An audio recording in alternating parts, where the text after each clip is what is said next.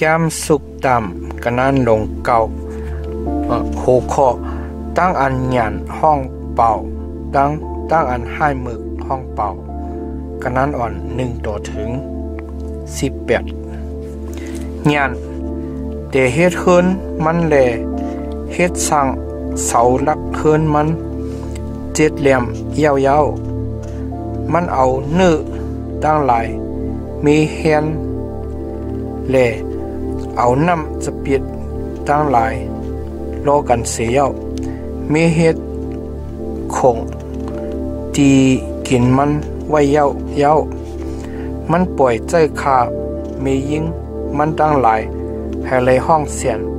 โซเป่ากะที่อันสูงหนาสีเปิ้นตั้งหลายกันเนคูเนวิ่งเลยว่าให้ก็อันเงืออันงะนั่นเข้ามากะดีในเสกัมก็อันมีปิญญาเว้มาแลกินข้าวมุนเก่าแลสุดกินน้ำจะเปียดอันเก่าเมพอไว้นั่นเสกัมเปตั้งอันเมึกนั่นเสแลอาศักกัดเย็นช้ำสะอยู่เสกัมกว่ามาอยู่กันเนเส้นตั้งปิญญาเสกัมว่าหนังในอก็อันสั่งสอนสุ่งมาที่ก้นอันเฮ็ดอันป้อนหนังหืออยู่นั่นไล่ขามตั้งอันอกอายแลก็อันผุยออกในปยาอเปียดก้นอันพวกอันให้นั่นไล่ขามตั้งอันเส่ซ้อมอย่าไปผุยเอาอย่าไปผุยออกในปยาอเปียดที่ก้นอันเฮ็ดอันป้อนหนังหือนั่นมันตักจังมือผุยออกในปยาอเปียติโกนอันมีปิญญานั่นตะมันตักหักมือโปซุงมาปันโกนอันมีปิญญานั่นจึงมันเยแค้นตักมีปิญญาแลโปสั่งสอนปันติโกนอันสื่อต่อนั่นจึงมันเยแค้นตักเหย่าเพตูตอนมาในตั้งอันคู่อันจางนั่นตั้งอันกูเฮถาวรพระนั้นเป็นโกจะโหปึงหยันแลตั้งอัน